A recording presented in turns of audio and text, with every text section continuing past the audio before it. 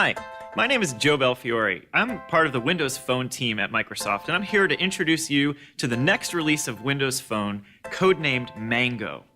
In the team, we tried to stay true to the Windows Phone design principles by building software that's crafted to quickly connect you to the people who matter most. There's three things we really focused on in Mango. First, a web experience that goes beyond the browser. Second, a smarter approach to apps. And third, communication features that make it easier to connect and share with the people you care most about. Let's start our demo with the web experience that's part of Mango.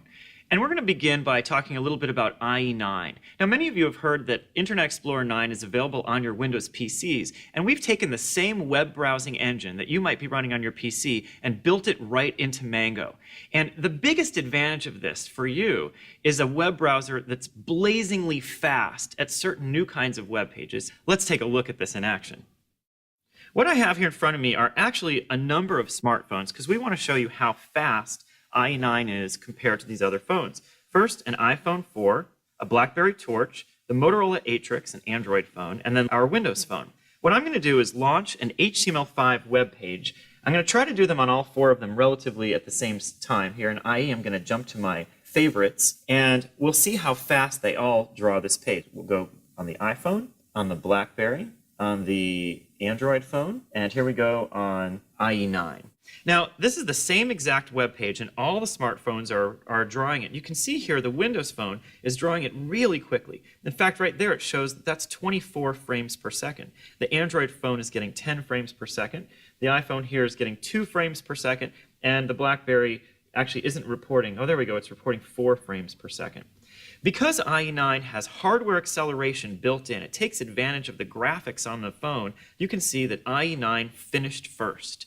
With IE9, we tried to build a web experience that was highly compatible and fast, so you could get to what you want to on the web as quickly as possible. But we didn't stop with the work just in the browser. We know that getting things done on the internet is also about how you find things around you and how you do searches. Let's take a look at a feature called Local Scout to see how we've used search on the phone to help you find things nearby. Imagine you've just traveled to a city and you're not really sure where to go eat, or you're sitting around at home with your kids. The idea of the Local Scout is to give you suggestions. Let me show you how that works. I'm going to jump to the Bing experience, and down here you see an icon for Scout. When I press the Local Scout, the phone knows my location. Today I'm at Microsoft in Overlake, Washington, and it's going to find a bunch of suggestions here and display them for me without having to type at all. First, Eat and Drink shows me nearby restaurants or coffee shops or cafes. When I pan over, See and Do gives me events and attractions, like the Microsoft Museum. If I pan over, I get a shopping panel that shows me stores like Performance Bicycle or Safeway or Macy's. When I pan over again, I can have favorites that are remembered for me. And then last, highlights here show me places I shouldn't miss. Now, there's a lot more we're trying to do with search on the phone as well. Keeping with the same theme of searching being easy and not requiring so much typing, we built in a new feature called Bing Vision. Let's start with a real-world example. JP here tells me this is a great book I should read. It's called This Will Change Everything. I thought it would be pretty cool if my Windows Phone could just sort of recognize this and store the book on my behalf so I don't have to carry the book. Let's take a look at how that works. I can use Bing Vision. I'll touch the Bing Vision icon right here, and the camera on the phone is lit up. I can just aim it at the book. I choose This Will Change Everything from the list. Here I see the book cover, the price, a description. I can see reviews of this book. I can pan over and see prices and places I might buy the book online. We've linked the apps on the phone with that search result. So here you can see Amazon Shopping, Best Buy, and Amazon Kindle all recognize this book. I'm going to choose Amazon Kindle. In just a second here you'll see I have the opportunity to buy this from the Amazon Kindle store, and now I've taken that book from my hand right into the Amazon Kindle app to have it with me. Now let's talk about how we have a smarter approach to apps. When I open the Games Hub, you see here my game collection, but if I pan over, for example, I see the Xbox Live panel where my real 3D animated avatar can wave to me and do cool tricks and stunts. But the reason I've come into the Games Hub is to show you how Windows Phone with Mango now does multitasking. So I'm going to launch a game here, Fruit Ninja, and I want to show you how quickly and easily I can switch between apps and games using the built-in multitasking that's part of Windows Phone. Here you can see Fruit Ninja has loaded up.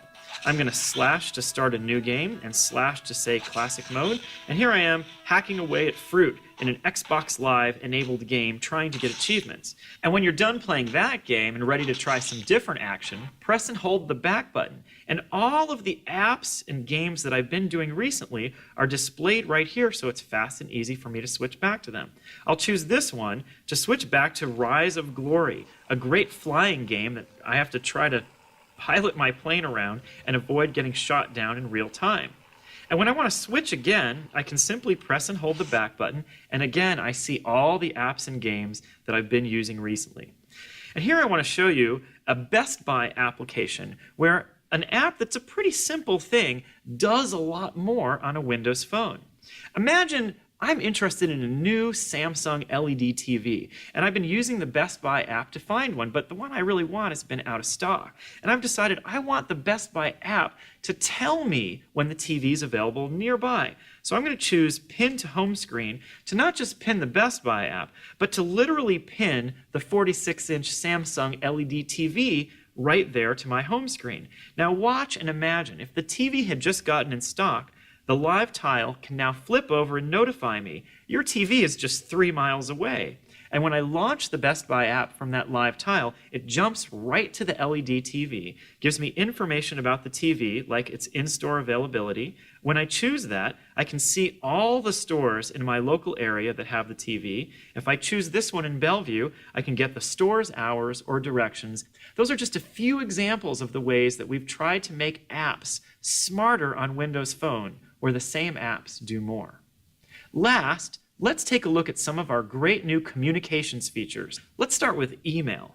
I'm going to jump into Outlook, where as I pan down my work mail, you'll see that some of these items look a little different than the others. I'll go back to this top one from Stephanie. I'm going to expand it because this is a conversation, so you can easily read all those messages, or if you look at this thread and say, I'm not interested in following that, I can just click here, get checkboxes for all of those items, and hit delete or move to save the thread. It's an easy way to manage your email inbox, and we've built it in by default. Next, I'm going to go back to my start screen, where you'll see here I have a tile called Personal Email.